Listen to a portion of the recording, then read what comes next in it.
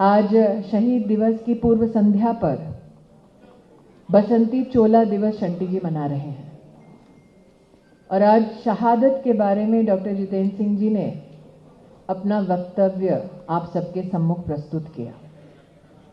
लेकिन अगर कोई देखे तो शहादत का रंग लाल होता है, खून से सना होता है, और जो हंसते हंसते अपने समाज, अपने राष्ट्र के लिए कुर्बान हो जाए, उसकी शहादत का रंग बसंत के ऋतु के रंग जैसा होता है।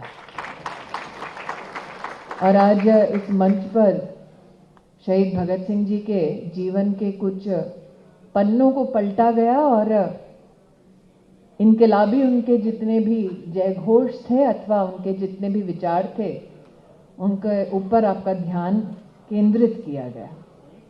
लेकिन जब भगत सिंह जी से पूछा गया कि जब उनकी शहादत हो जाएगी, जब उनका बलिदान हो जाएगा, उसके बाद हिंदुस्तान में क्या होना चाहिए, तो उन्होंने कहा कि जब मेरी मृत्यु हो जाएगी तो उसके बाद, मेरी मृत्यु के बाद मेरे लिए प्लीज कोई धरना मत देना। उन्होंने कहा कि अगर मेरी मृत्यु से कोई प्रेरणा मिलती है, कुछ करना है मेरे लिए, तो अपने आप को राष्ट्र के लिए समर्पित करना। जब लोग शहीद भगत सिंह की बात करते हैं तो शंटी जी निश्चित रूप से इनकलाब के नारों की बात होती है। और आज के परिप्रेक्ष्य में जब कोई छोटा परिवार में जाता है और लोग कहते हैं इनकलाबी हो गए हो, इसका मतलब वो बागी नहीं हुआ, इसका मतलब उसके अंदर कोई आग है।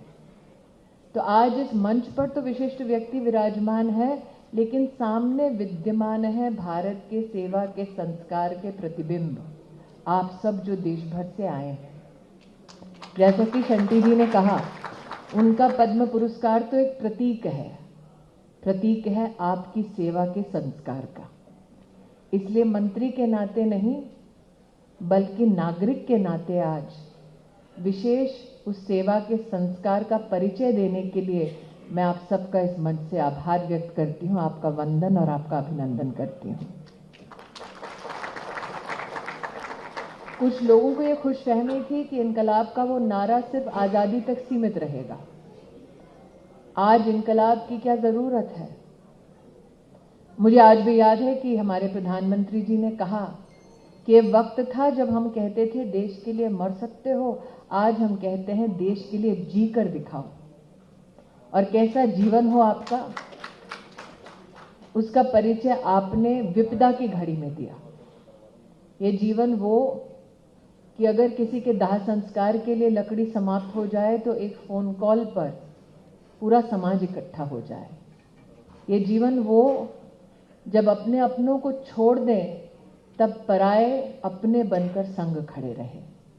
ये जीवन वो जो हिंदुस्तान को आत्मनिर्भरता के रास्ते पर ले जाता है विपदा की घड़ी में, और हिंदुस्तान एक वो देश बन जाता है जो अपने घर अपनों के लिए अपना वैक्सीन बनाता है।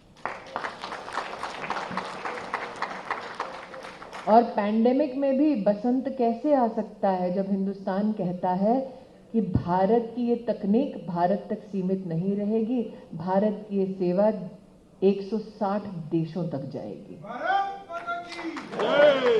इसलिए आज यहाँ पर जो कोविड वॉरियर्स का सम्मान हुआ, हम तो प्रधान सेवक नरेंद्र की बात करते हैं, शंटी जी आपने नरेंद्र पुलिस वाले से मिला दिया जिसने लाशें उठाने का काम किया। आपने सही कहा कि जो सफाई कर्मचारी हैं उनको सफाई कर्मचारी ना कहें, देश के प्रधान सेवक ने कहा कि उन्हें स्वच्छाग्रही कहें हम। लेकिन साथ ही चाहे वो डॉक्टर हो, चाहे पानीपत से एक बहन हो, आप सब ने हिंदुस्तानी होना क्या होता है ये विश्व को बताया। उसके लिए मेरी ओर से आभार। शहीद भगत सिंह ने जिस भारत की कल्पना की थी, आप उस उज्जवल, सशक्त और नए भारत की प्रतिमूर्ति है, तस्वीर है। इसी प्रकार से राष्ट्रहित और समाज हित में आप काम करते रहेंगे।